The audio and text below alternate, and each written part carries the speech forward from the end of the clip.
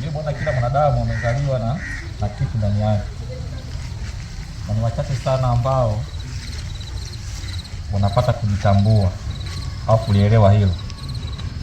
Na ukishajielewa tu, Ibilisi lazima adili na wewe. Hiyo ndio tabia ya Ibilisi.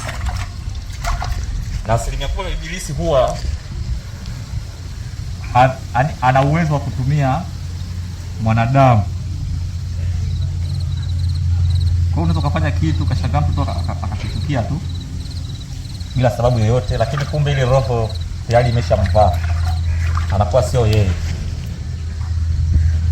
Unaona shehe wangu?